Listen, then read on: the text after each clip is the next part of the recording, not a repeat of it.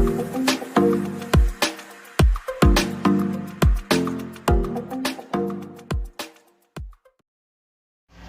para sahabat sekalian, jumpa lagi bersama saya M. Juang Reborn Channel, di mana pada kesempatan video kali ini seperti biasanya saya akan mereaksi beberapa video. Dan untuk kesempatan kali ini saya akan mereaksi 3 buah video pidato Presiden Joko Widodo di beberapa kesempatan.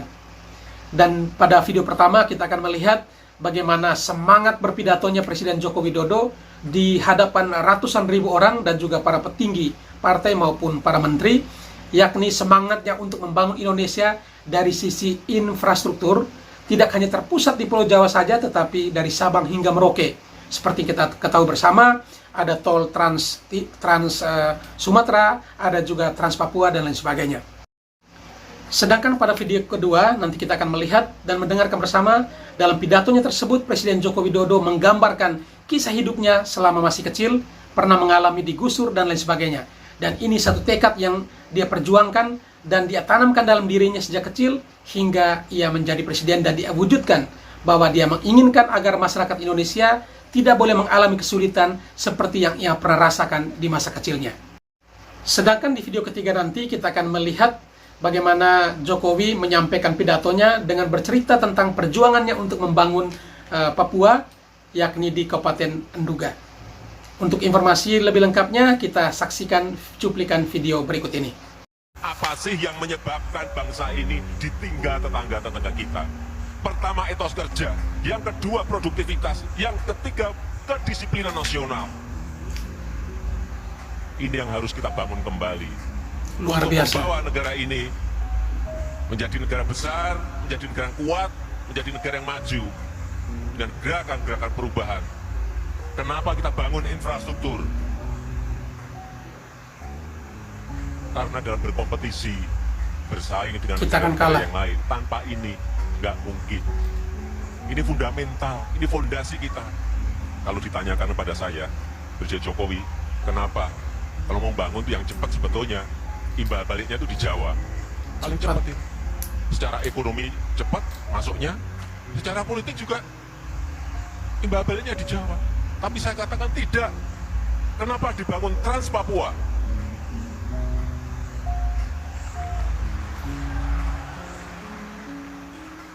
3 tahun yang lalu saya ke Wamena, saya tanya kepada masyarakat, berapa harga bensin di Wamena? Rakyat mengatakan pada saya di Wamena, wah, harga mahal bensin sekali, di sini, 60.000. Kadang-kadang kalau pas cuaca nggak baik bisa jadi 100.000. Di Jawa 6.450. 10 kali lipat. Saat itu juga saya perintahkan Perdana Menteri, saya mau bensin di sini Luar biasa. sama dengan di Jawa. Baru pertama kali dalam sejarahnya.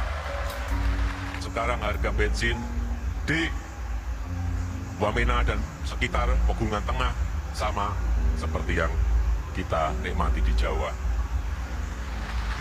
Itulah yang namanya keadilan sosial. Memenuhi sila kelima ya, Indonesia. Pancasila. Bayangkan di Jawa kalau naik Benar Pak. 500 perak saja demonya 4 bulan. Di sini naik 1000 perak saja demonya sampai 6 bulan. Saudara-saudara kita yang di Wamena, yang di Pegunungan Tengah, harga 60.000 diem bertahun-tahun. Kita sering tidak memiliki perasaan-perasaan seperti itu. Dulu subsidi BBM lebih dari 300 triliun. Harga di sana juga 60.000. Ini sindir siapa nih ya? Ini subsidinya, saya suruh ngitung berapa, 800 miliar. Nyatanya juga sudah bisa sama harganya. Subsidi besar tapi rakyat tidak nikmati. Ternyata kita juga bisa melakukan itu. Ini ada martabat, ini harga diri bangsa. Sekali lagi bangsa kita ini bangsa besar. Indonesia adalah bangsa besar, negara besar. Kalau saya dengan cara apapun akan saya bangun lebih baik dari negara-negara tetangga. Ya nyatanya kita sekarang lebih baik. Sebentar lagi nanti dengan pembangunan sumber daya manusia yang baik juga akan lebih baik dari negara-negara tetangga kita. Apalagi yang harus kita sampaikan ya.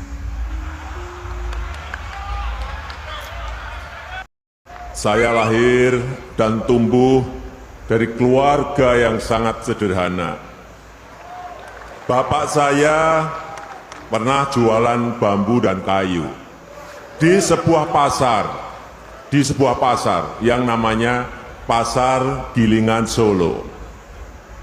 Jadi dari kecil saya sudah menjadi bagian dari kehidupan pasar rakyat.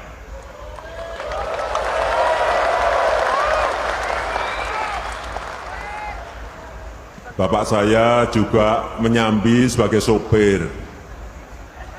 Kami pernah tinggal di bantaran Sungai Kalianyar, kemudian digusur dan harus mencari rumah kontrakan. Pengalaman ini menumbuhkan tekad saya agar rakyat Indonesia tidak mengalami kesulitan seperti yang pernah saya alami.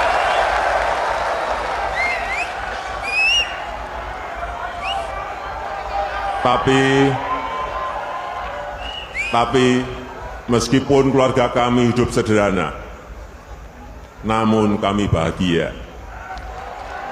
Luar biasa, ini yang terpenting. Dan masa kecil saya penuh dengan kegembiraan, gembira. Saya belajar dan bermain di tepi sungai bersama dengan teman-teman saya. Namun, keluarga seperti keluarga kami selalu dihantui oleh ketakutan. Dihantui ketakutan tidak bisa berobat ketika sakit. Dan dihantui ketakutan tidak mampu meneruskan sekolah. Oleh sebab itu, saya bertekad, rakyat Indonesia harus bebas dari rasa ketakutan seperti itu.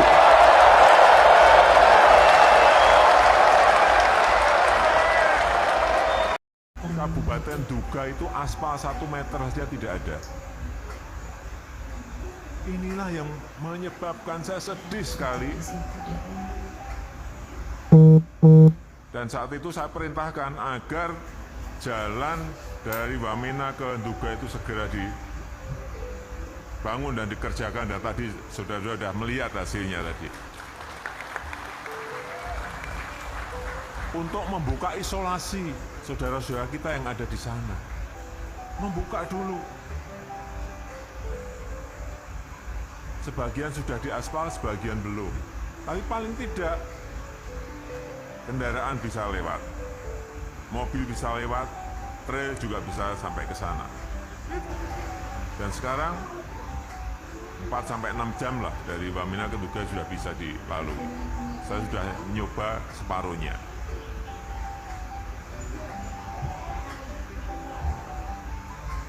Saya itu juga saya minta ke Pak Bupati, ini benar ada 129.000 enggak sih penduduk yang ada di sini?